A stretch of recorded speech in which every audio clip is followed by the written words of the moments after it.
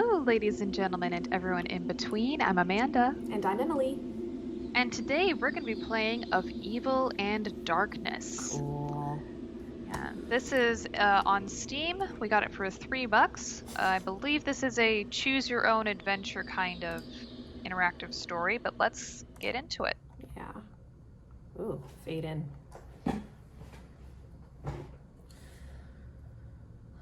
Copyright information. You love that, Emily. You I gave do. people such a lecture during Vampire. I do. We need to make that's another thing we really want to do in the future. Let us know if you'd be interested in this. We want to be able to talk about copyright law because that's a big issue on YouTube nowadays is with YouTube's policy. So if you guys would be interested in hearing me talk about that, leave your comment down below. Let us know, or tweet at us.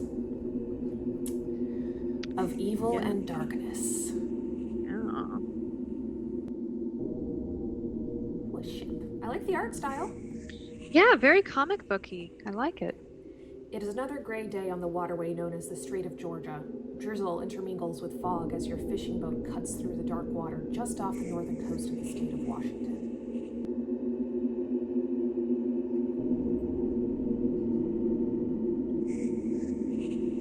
The art's really nice. Edward Pierce? You take a rag and wipe the condensation from the window of the boat cabin. You see your reflection in the glass.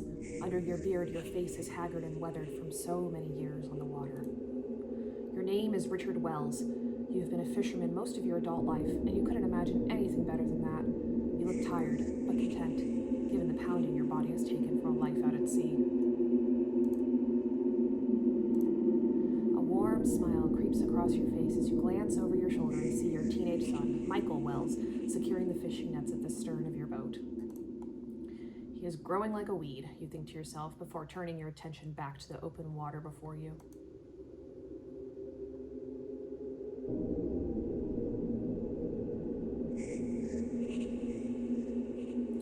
The door to the cabin opens and your son walks in and stands beside you. Close the door. Were you born in a barn or something? You say to him jokingly.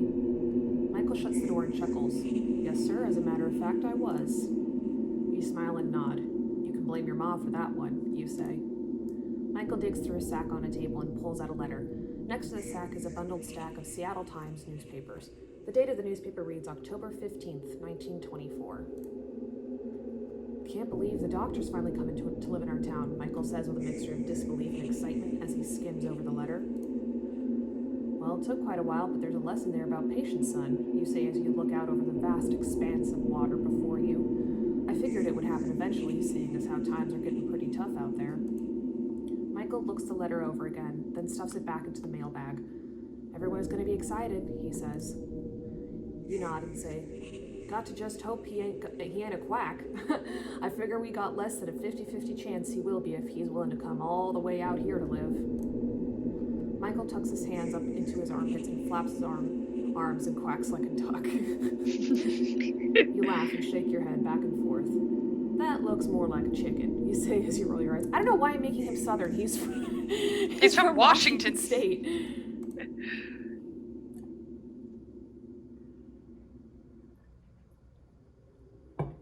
Michael squints and looks out the window and then points straight ahead and says, there she is. Appearing through the fog and marine layer is an island several hundred yards away. The island fades in and out of the soupy mess. Yep, home sweet home, you say.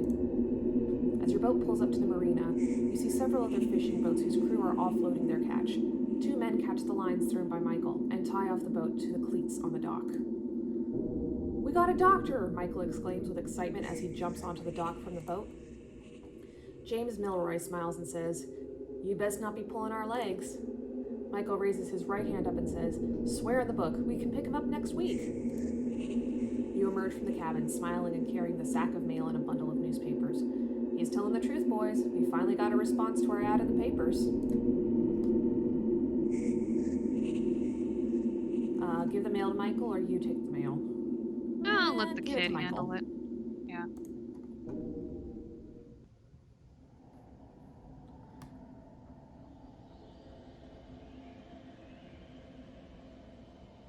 You toss the bag of mail and newspapers to Michael. Tell your mother I'll be up shortly, you say to him. Okay, Michael says as he turns and walks up the trail that leads to the village nestled amongst the trees. I'll believe it when I see it, James says as he returns to his boat. He reaches for a bucket and then flips it over and sits down on it like it's a stool. He grabs a fish from a bin and pulls out a knife from the sheath of his belt. On his belt. Doctor's name is Tansa. Listed his Ivy League credentials on a separate sheet of paper. You gotta take a man at his word until he proves you're wrong, you say.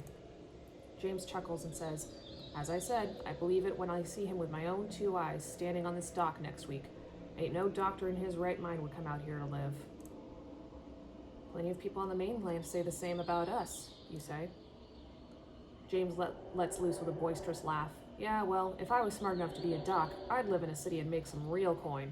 I sure as hell wouldn't set up shop way out here. Well then, lucky enough you ain't smart enough, or we'd be out the pleasure of your company on our little island, you say with a smirk and a wink. This causes James to laugh loudly again as he cleans the fish. The other men within earshot of your conversation laugh along with you. This is just setting up what a jolly old relationship everybody has with each other on this shithole island that they all live on, apparently. I'm getting very Rusty Lake Cube Escape kind of vibes from this, where it's like it all seems fine and dandy, but then there's something not right.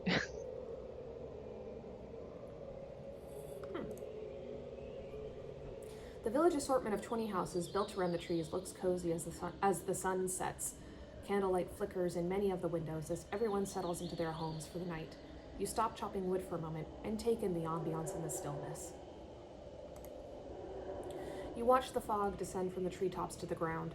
After a while, the trees begin to drip from condensation. You pick up several logs and walk for your house.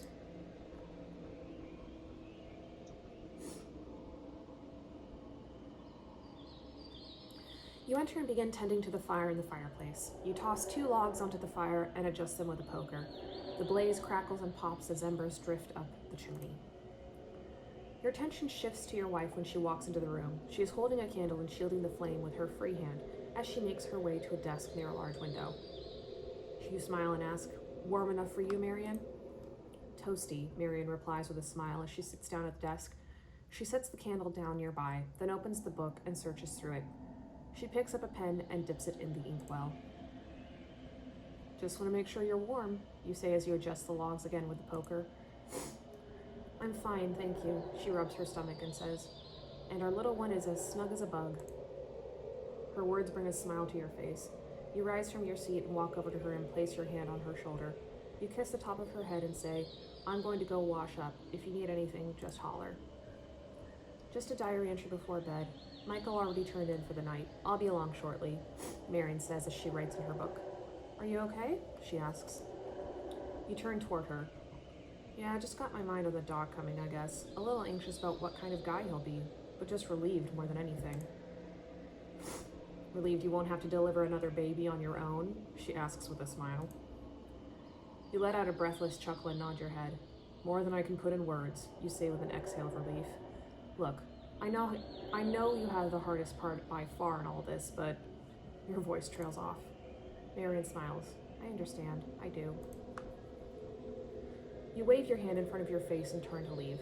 "I don't want to talk about this and get all worked up and not sleep tonight."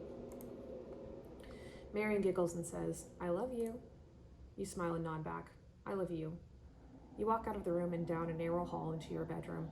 You pour some water from a pitcher into a basin and cup your hands and splash some water onto your face. You catch the reflection of your face in the mirror near your dresser. You look tired. You stare at yourself for a few moments before letting out a weary sigh.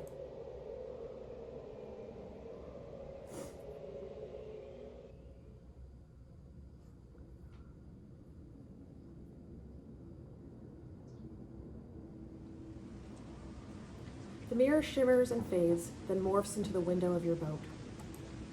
Rain spatters forcibly against the window. You wipe the condensation from the glass with the back of your shirt sleeve and peer out of the window at the water before you. Michael enters the cabin. He is wearing his rain gear, and despite being soaked, he appears happy. "Never seen anyone so wet and cold have a smile on his face," you say. Michael shakes his jacket out. "We get to pick up the doctor. It feels like Christmas morning." "Wow. All excited about this doctor." Yeah, I'm wondering if that's... never mind. We'll get into it. You chuckle as you stare out the window. You squint and try to see your way through the storm. Yeah, well, hopefully for us, this taste of the Pacific Northwest weather hasn't already run him off. Nope, Michael exclaims as he points a finger dead ahead before him. There they are.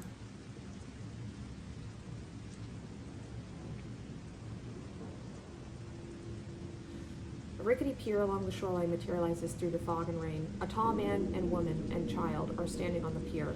Their belongings are in 3 suitcases and a large trunk. Your fishing boat pulls up beside the pier, and Michael jumps from the deck onto it. He quickly ties off a rope to the cleat. Afternoon, Michael says loudly and smiles as the 3 standing on the dock. The tall man nods stoically.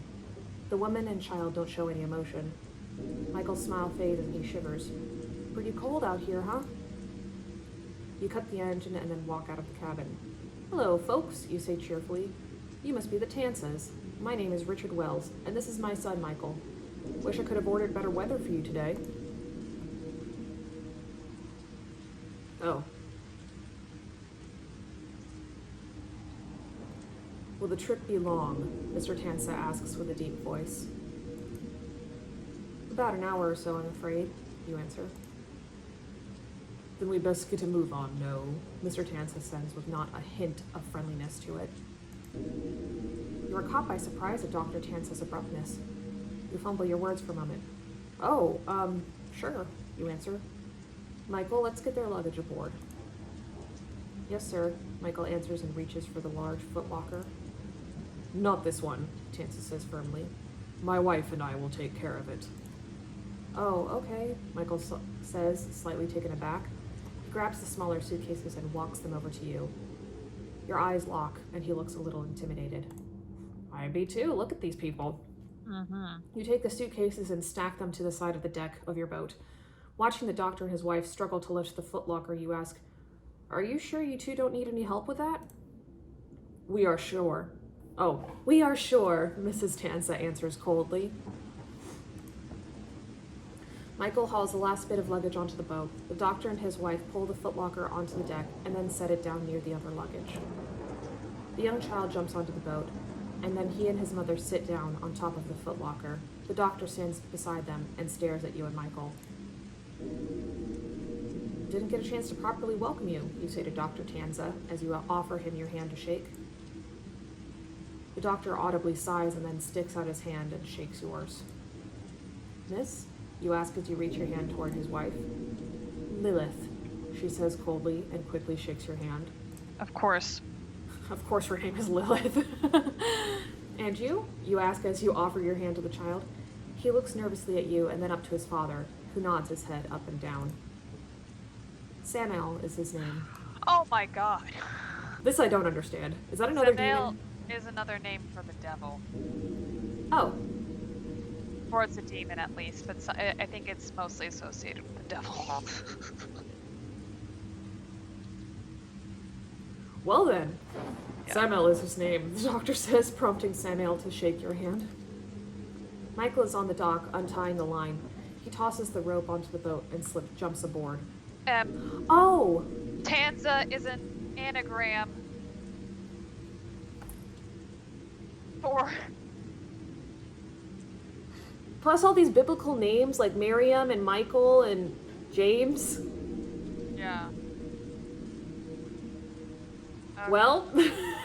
We solved it, folks, but let's keep going to see what they're Not doing. subtle about this at all.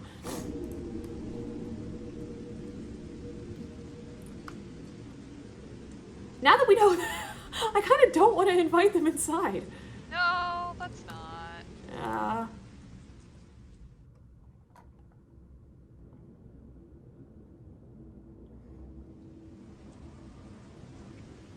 Okay, well, let's get a move on then. I'll get you folks there as soon as possible, you say, and nod to the Tansas. You enter the cabin and crank the boat engine over. Michael enters and shuts the door behind him. You ain't gonna offer them to sit in here with us, Dad? Michael asks you. You glance over your shoulder and see that Dr. Tansa is taking a seat next to his wife. Your gaze turns to the footlocker that the doctor and his wife are sitting on, and a shiver runs through you. Nah, they look fine where they're at. bit tight in here anyway if everyone is in here. Odd group of ducks they are. Michael looks back at them. Ma's gonna be mad if she finds out you didn't offer the cabin to them.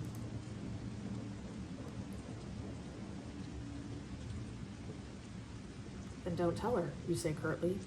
You gun the engine and the boat pulls away from the dock and heads out into the open water. I'm kind of creeped out by this.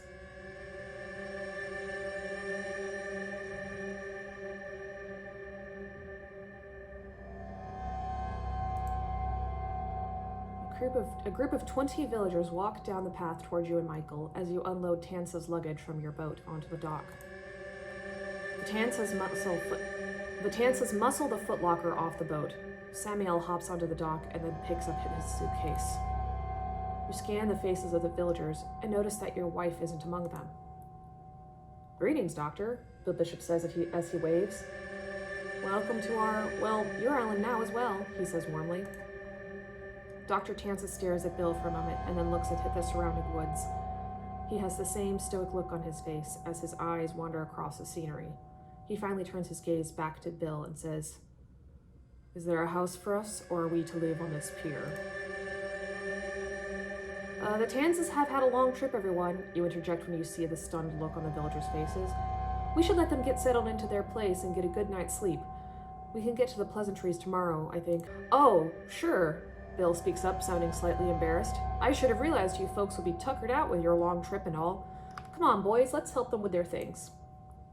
You step in front of Bill before he can reach for the footlocker. "They like to take care of this themselves, Bill," you say in a hushed tone. "You sure?" Bill asks loudly. "It looks heavy." Bill cannot read the room. No, he cannot. Dr. Tansa says, "We can manage." Dr. Tansa and Lilith each grab an end of the footlocker by the handles and lift it from the dock. "Okay, well then, how about the other bags?" Bill asks with confusion. "Yeah," you say, "we can grab those." With that said, Bill and the others pick up the remaining bags. Everyone from the village turn and walk up the trail. The Tansas follow several feet behind the group in silence. Bill, you, and Michael are the last to follow. Bill nudges you with his elbow and looks at you peculiarly. You shake your head back and forth and whisper, "We'll talk later on." The villagers lead the Tansas over to a quaint, shingle-sided house, I can't read today, that is set back into the woods a little more than the other houses. Thank gosh. A flash of excitement washes over Samuel, and he bolts up onto the porch and asks out loud, "Is this our house?" "Samuel," Dr. Tansa says firmly.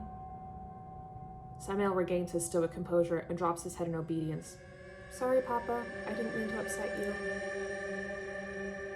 The villagers steal quick glances at one another. They try to mask their surprise at the stern response from the doctor to his son. Yeah, Samuel, this is your new home," you say as you walk up onto the porch. You gently touch Samuel's shoulder as you walk by him, and then you open the front door. "Come on in, folks, and get to making this your home." The doctor enters first, followed by Lilith. They squeeze the footlocker through the doorway and set it down in the living room. Dr. Tansa looks around and nods his head. "This will do," he says in a monotone voice. "Please, just place our belongings anywhere, and we will converse more tomorrow. We have had a long trip, and would like to unpack what we have and retire to bed." "Oh, sure," you say, and sit down a suitcase where you stand. "You folks are welcome to my place for breakfast if you'd like. Really, no trouble, and my wife would love to meet you." The Tansas are silent, and it makes you uncomfortable. Why would you invite them over? He's trying to be friendly. "She's a bit ill from morning sickness, and she ain't here with us at the moment, but we'd still love to have you over. I fixed a mean plate of scrambled eggs." You say, you smile, trying to unmask your unease. "We'll take a rain check, Mr. Wells," Dr. Tansa says. But in a move that surprises you, he follows with, "But if your wife is pregnant and ill, then I can be by late morning to check on her." No. Nope. "Sounds great," you blurt out. "Come on, everyone, let's get them comfortable." Let's let them get comfortable, sorry. You and the rest of the villagers leave the property and walk back to the main village. You all gather outside your house and linger in a group. Boy, Bill whispers to you in the group. I've met friendlier badgers than them two. Most of the villagers nod their heads in agreement. Well, you start with an understanding tone. Yeah, they ain't going to win. How southern do I want to be? They ain't going to win any personality contest, but they might just be the kind of folks that takes time to warm up to new people. Something is off with them, James Milroy interjects. Gave me the creeps, to be honest. Most of the villagers nod in agreement. Many look genuinely worried. The fear is palpable, and you try your best to calm them. Everyone just relax. We finally got us a doctor, and once they settle in and we get to know each other, everything will be fine. Hope you're right, Rich, James says. He nods to his wife, Karen, and they break from the group and head for their cottage. The villagers disperse. A few exchange good evenings with one another on the way to their houses. When everyone is gone, it is just you and Michael standing in the center of the village. You notice how quiet it is. Usually it doesn't get this still until the sun is down for many hours. You notice Michael staring at the Tansa house. Your gaze follows him, and in the shadows of the porch, you see Dr. Tansa. He is standing on the porch near the front door, staring back at you both. Come on, you say to Michael. You both turn and walk for your house, 50 yards away. It would be impossible for Dr. Tansa to hear Michael from that distance, but he whispers, "They scare me too, Dad."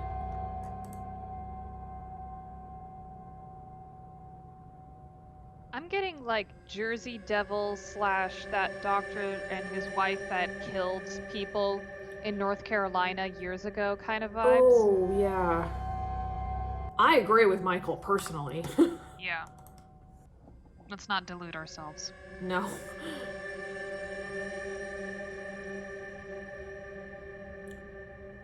They do give a person pause, you say, and then notice Michael getting more concerned after what you just said. I know that ain't what you wanted to hear, but I'm just trying to be honest with you, you say. You're old enough now for me to tell you what I'm thinking, and not just what you want to hear. Michael nods. What if they don't work out? You shrug your shoulders and say, then when our contract with them is up, we let them go. People don't work out in jobs all the time, son. If they don't, then they're sent packing. I cannot read today. Your words seem to settle Michael down. Yeah, Michael says. Samuel seemed like he might be okay if his parents would let him alone. Ah, they will, you say. They're just looking out for him the same way I would with you if we went to a new community. I'm cautious with you around new people as well until I get to know them. True, I guess. I never thought of it that way. Something about his parents, though, Michael says. Yeah, you say. Put yourself in their shoes, though, starting a new job out on an island with people they never met before. You might be more than a little nervous and uptight, right? Michael nods. One way or another, it'll all work out, you say, and slap Michael on his back as you walk. You can still see the concern on Michael's face, so you choose your words carefully as to not cause your son to become even more worried. I know they don't make a good first impression, but your mom and a few others need a doctor, so we're just going to have to deal with our fears. As I pet my black cat, after a moment, Michael nods. As you both continue to walk for your house, you notice that your pace is brisk, as if you are being stalked by something. You feel as if you're about to run. Race you to the house, you say to Michael, trying to channel that nervous energy into something positive. He smiles and then sprints for the house as if almost relieved to be running further away from the Tansa house. You give chase, but it is hopeless to catch him, let alone beat him to the porch of your house. Michael makes it up onto the porch in a good 20 feet before you do, and he laughs as he enters the front door. You are out of breath when you reach the porch. You smile as you watch him disappear into the house.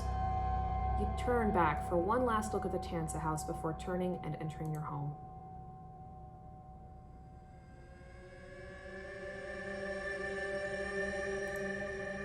You, Bill Bishop, James Milroy, and 3 other men are on the island dock. They are sitting around shooting the breeze as you clean 2 fish that you kept.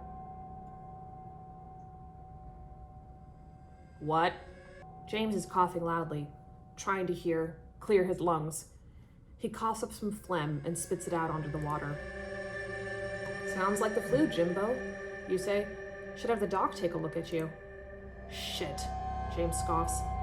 He's been here 3 weeks and maybe said 2 words to me. Wouldn't even acknowledge my wife when she said hi to him a couple of days ago. Who wants to go see that sourpuss? Bill nods in agreement. I know of a few people that won't go see him for what ails him. And that kid of theirs. Ain't no kid around here will even play with him. You sigh. Yeah, Marion don't even like it when the doc checks on her. But she's got no choice. James shakes his head back and forth and spits out another glob of phlegm. Guess we know now why he answered the ad to live way out here. Probably couldn't make no money in civilization, so he had to move out here. Well, that is true, yeah. Maybe we could have a village fish fry this weekend, you say as you finish up cleaning your fish. Invite the Tansas and kind of clear the air, break the ice, and make them feel welcome. Good luck getting them to go, James says. Asked him and his wife over to dinner last week, and all I got was a no thank you. So then you really got 3 words out of him, and not 2 like you said, Bill says and smiles. Everyone laughs as James shakes his head back and forth. Always gotta be a wise guy in the group. The group laughs louder. You pick up your fish and walk for the village. I'll even break out some whiskey for the fry, you say. Look at Mr. Moneybags over there, James thumbs towards you as you chuckle and head up the path. The group laughs again as you walk away. As you wind your way up the path through the woods, you can hear another boisterous laugh coming from the docks as the guys keep jawing each other. It brings a warm smile to your face, and for a moment, it brightens your spirits.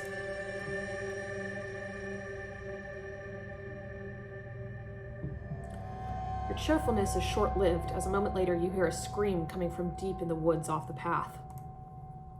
The scream sounds like it comes from a young girl, and it isn't the type that sounds like a child having fun or playing. It sounds serious. You don't hesitate and bolt towards the direction you heard it come from. As you duck and weave through the thick brush, you hear the scream again, and it causes you to pick up your pace. Hello? You call out as you continue forward.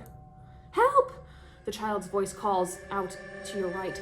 You change course and head for the voice. You can hear crying now.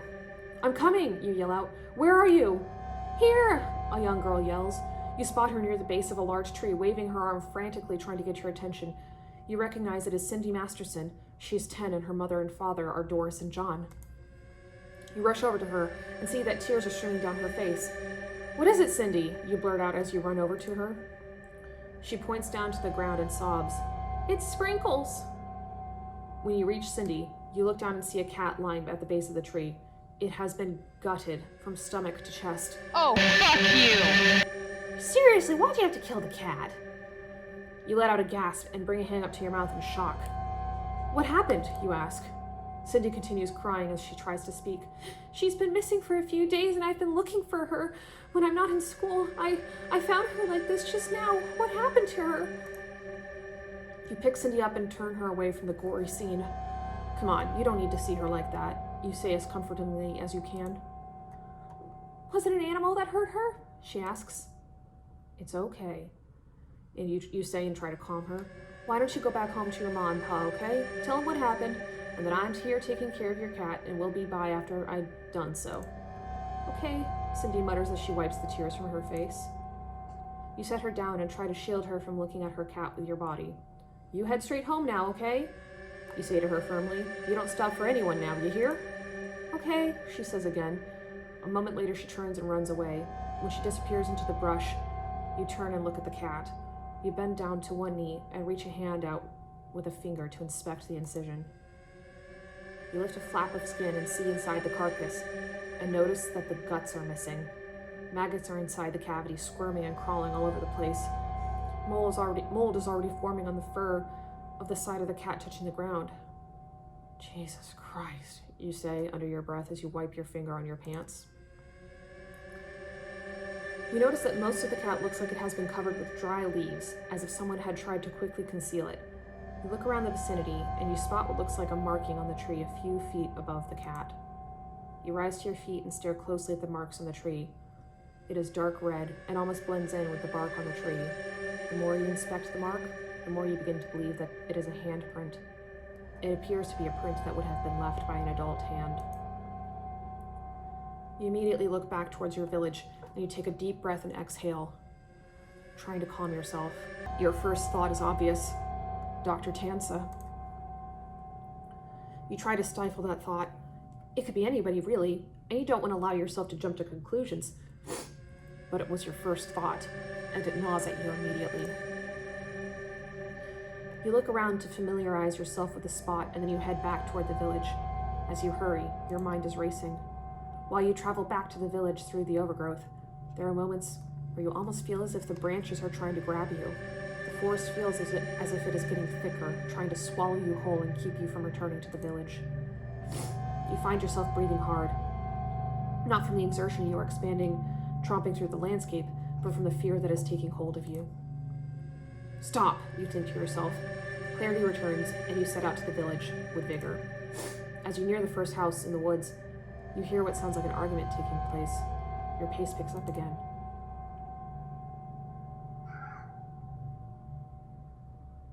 As you enter the village, you see Cindy's father, John, in the face of Dr. Tansa. Cindy's mother, Doris, is holding her in her arms. Cindy is still inconsolable and crying loudly. Near Dr. Tansa are Lilith and Samuel. Samuel appears to be scared and uses his mother as a shield as he stands behind her. A large group of villagers is standing on the side of John and his family. "He did it," John yells and points a finger at Samuel. "He killed my daughter's cat. I saw him playing with her cat not 3 days ago, the same day it went missing, as a matter of fact." "Nonsense," Dr. Tansa barks. "Samuel would never harm an animal, let alone a pet. There are predators on this island, no? Who is to say a bobcat didn't do it?" "Bullshit," John yells and gets into Dr. Tansa's face. "My daughter says her cat was gutted like a fish. Bobcats don't kill like that." "Gutted like a fish," Lilith responds. "Most likely one of you fishermen, then." John takes an aggressive step towards Lilith. "One of us? Lady, you are out of your mind. We never had this problem until you and your family moved here." Dr. Tansa steps in front of John and pushes him back away from Lilith. "You step away from my wife." Hold up, you yell out as you rush up and get between the two men. "Both of you, stop this." You slowly pull John away and whisper, "Easy, John, easy. We'll get to the bottom of this with no need for violence." "They ain't right, Rich. They ain't right," John yells and points to his head. He gathers his wife and child and storms away. "They're evil, I say. You mark my words. Evil." "We will, John.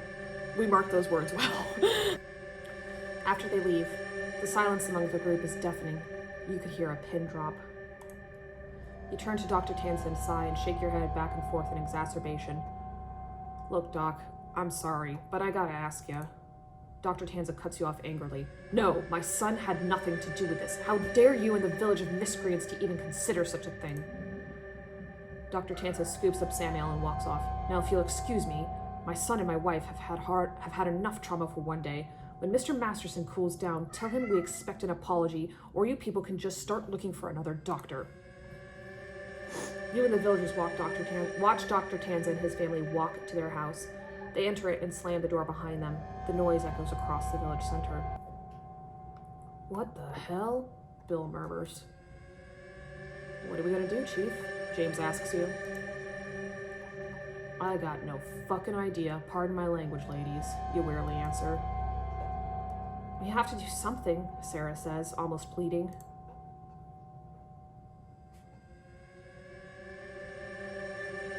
"I think we better call a meeting." Yeah. Yeah, let's call a meeting now.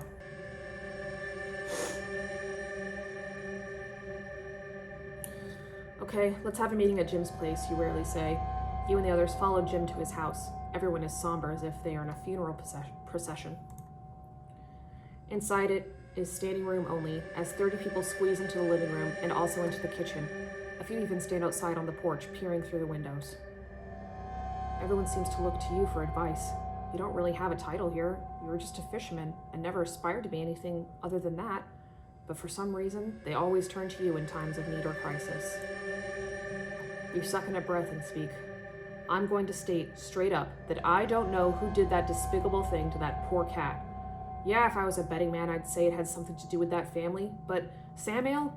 I don't know. He looked hurt and confused when John confused him of it." Or he was just guilty, James blurts out. Could be, you say to him, not trying to disagree or argue. But hell, we all been around kids of our own enough. But hell, we all been around kids of our own enough to know that when one of them is lying and my gut says he didn't do it. Bill is getting fidgety. So what then? That would mean the Tansas were one of us then, right? You sure the cat wasn't killed by a wild animal? You shake your head back and forth. Not that way. So what are we gonna do? Bill nervously asks you. I could talk to the sheriff about it next time we take in some fish to the mainland. I know what he'll say though. Unless one of us saw the Tansas doing it, he won't have grounds to arrest anyone over it, you say. Ain't gonna do much, I'm afraid. But I will talk to him about it, to at least let him know what is or could be happening out there, you finish with. Okay, that's good. Here we go. Jim balls up a fist and wags it in front of his face. Or I could go get John and he and I could go feed the Doc a knuckle sandwich. You sigh and say, well, we ever find out for sure the Doc did this, then I'll join you. Until then, we need to just remain calm. Keep an eye on them and keep your pets indoors as much as you can. This ain't no way to live, Rich, Bill says to you. The biggest reason most of us live out here is to live in a small community, away from shit like this and worse. Hell, we might as well be living in a big city now. Well, not really. Yeah. I know, you say in agreement. Our only other option, other than waiting and seeing, is to fire him. We don't know for sure they did this, though. Yeah, as bad as this is, I'm about to say, it could be that one of us did it. It can get squirrely living out here all the time, and it can do strange stuff to people. I doubt it was one of us, but I don't know for sure, and I'd hate to fire a man for something I didn't know he did. Sarah speaks up. I think we should wait a little longer, see how this plays out. The doctor may be so upset now he quits anyway. That would save us from having to make that decision. If they didn't do it, then we'd be losing a doctor. As unfriendly as he is still a doctor, and good luck ever getting another one way out here. Several villagers nod in agreement. The anger in Jim subsides somewhat, and he looks at his wife. After several moments, he finally grunts in agreement. She gives him a half smile and gently places her hand on his forearm in a comforting manner. Okay then, we wait a bit, you say. I'll still talk to the sheriff about it next time I see him. We see anything strange, we bring it to everyone's attention. Sound good? Everyone nods. Okay, so he's doing something. Yeah. The sun has set 20 minutes ago, but there's still enough light that allows you to keep chopping wood behind your house.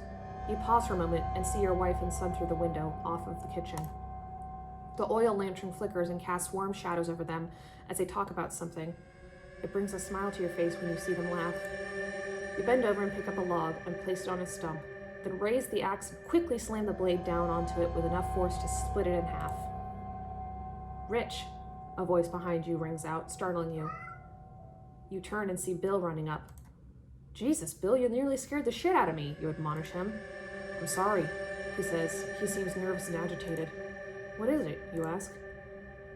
A few of us said we'd keep an eye on the Doc, he says. Well, I was watching their house out of my back bedroom. I didn't have a light on, so they could see me, and I think I saw the Doc and his wife slip out the back of their place and heading out into the woods.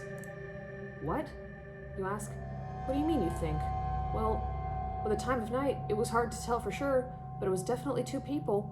They had on dark clothing, so it made it even harder to see them for sure, but I know I saw two people walk from the rear of their house then into the woods, he says. You look back at your house and see that your wife and son are still talking. You turn to Bill, who looks borderline scared. God damn it, you mutter under your breath. Come on, show me which way they went. No. Well, at least they're going, well, can you get another person to come? Maybe 3 or 4 people? Yeah. Bill turns and heads off with you, following closely behind. You realize that you are still carrying the axe. For a moment you consider dropping it, but you don't. And that decision causes a bolt of fear to shoot through your gut. You okay? Bill asks, almost whispering. Yeah, you answer. Come on, let's go. About another hour and it will be too dark to find our way back. Bill leads you by the Tansa house and into the woods.